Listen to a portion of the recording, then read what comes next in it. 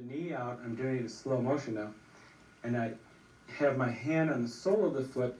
I slide that upward, and I can take it further by leaning in with my hips and take it up into a full stretch on the side of the body. Bringing it back down, I will guide the outside of the knee back down as I lower the foot straight down and bring the knee back into neutral position. So I just slide, lean, slide it back in. Open, lean, and slide it back in. Repeat it a number of times, 3 or 4 times, to get the effect. Okay? From here then, I'm going to rotate the hip all the way around in a full circle. Guide the knee back down to the center. Open the leg out. Notice my hand is still on the foot all the way around. Now my hand is on the outside as I guide up into the top of the hip, or the knee is up above the hip. And I apply pressure to the outside of the knee all the way down until the leg comes back to the table. Now that's an important part of it. This is a hip rotation, guide it and lower down. Nice big circle, guide it back and lower it down. What would happen if you didn't keep your hand on the outside of the knee, if you let go right here, as you straighten the leg out, it would snap into hyperextension. So you want to really create a nice feeling of looseness and openness. So that'll help to stretch.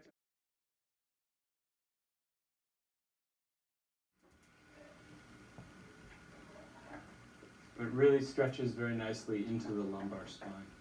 Make sure you're not jamming the shoulder with your hand and digging into it. Just cup it nicely with the palm and hold it down. Okay, so the important thing here is the angle going at 90 degrees. That will take the pelvis with the femur and it'll stretch into the low back. Let me show you a variation of this stretch that will stretch the hip more than it will the back. This time I'll go ahead and I'll put the foot across the opposite leg. And now look at the different angle we have here. Now this angle is going to stretch into the outer hip here more than the low back. I'll stabilize here again and bring it on over. You feel that in your hip? Mm-hmm. More than the back now? Okay. So that's a good stretch for the outside of the hip, for gluteus medius, for gluteus maximus, iliotibial band, TFL.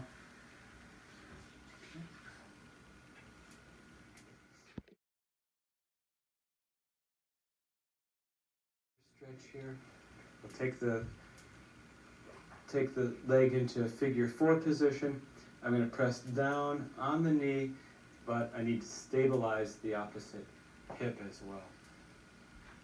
Go down easily into.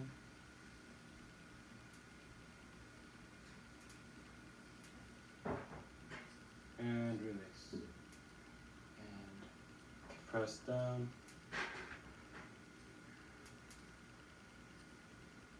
And release. Okay?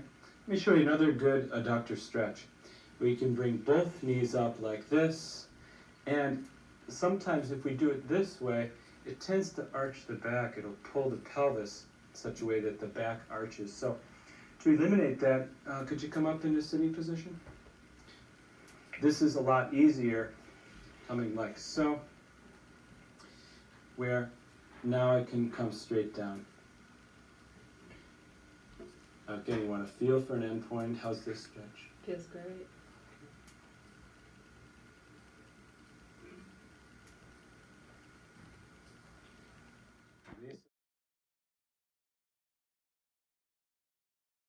Use my forearm to stretch the gastroc. Make sure you keep the leg down on the table, that you don't lift it like this. And what I'll do is simply lean down and forward, and stretch. So it's just the leverage here, and release.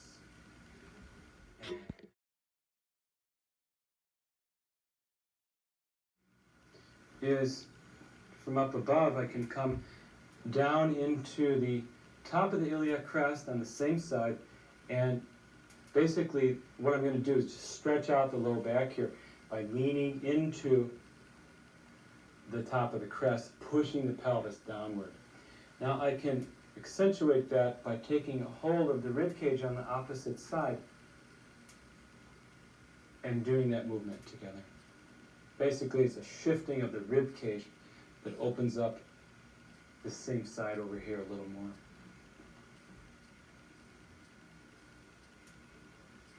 So that really lengthens out the quadratus.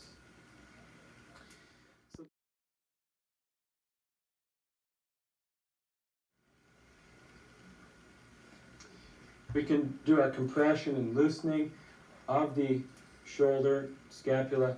We can do some mobilization like this, where compress and lift, do some good shoulder rotations here.